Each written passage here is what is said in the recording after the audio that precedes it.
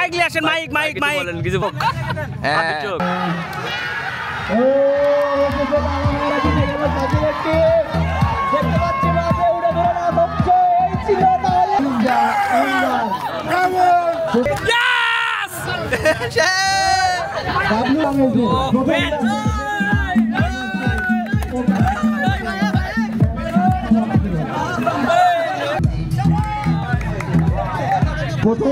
Bogura wedding photographer এবং সিনেমাটোগ্রাফারদের meet up এ উপলক্ষে আয়োজন করা হয়েছিল ক্রিকেট ম্যাচ। এই ম্যাচটি অনুষ্ঠিত হয় ধরমপুর মাঠে।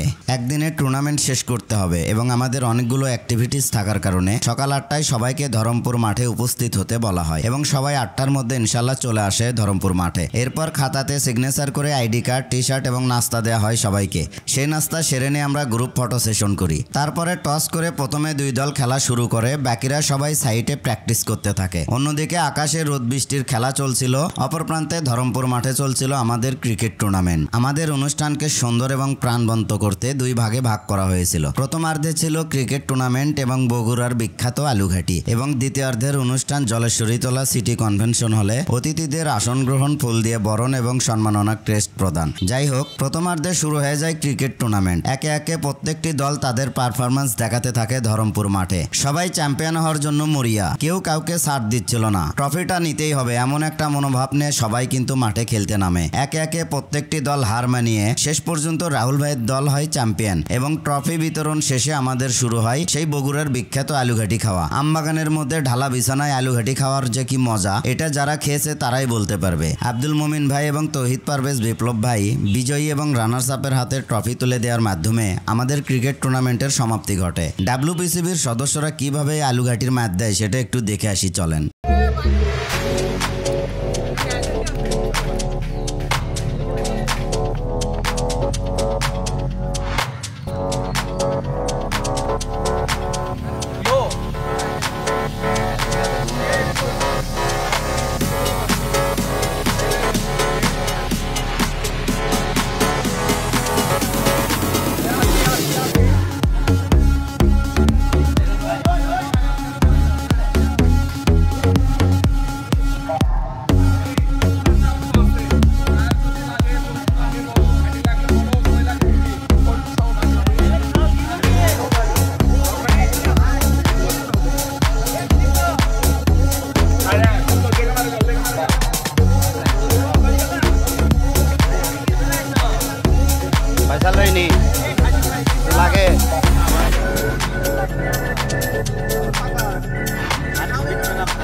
তরকারি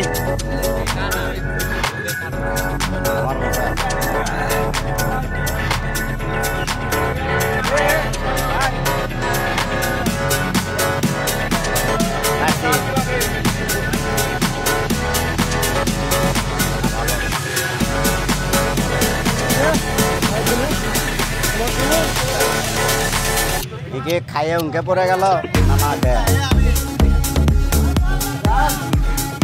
খালো নাকি গোলাপ মামা, দেখেন তো এ গোলাপ মামা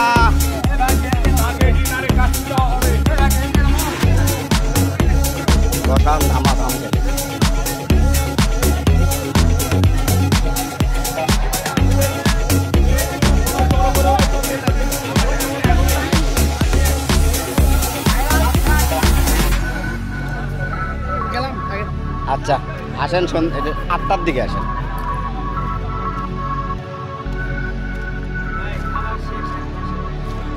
আমি যে খানাও ওই জন্য দেরি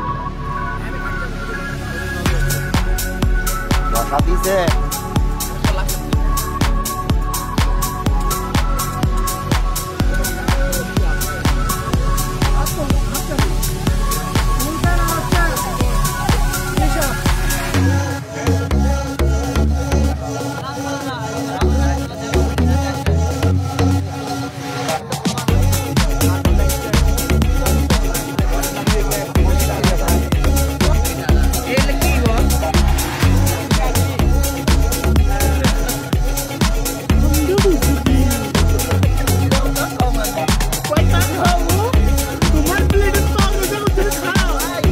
দিলে মানুষ গাছের সাথে হেলান মারে, এখন আপনারাই বুঝলেন।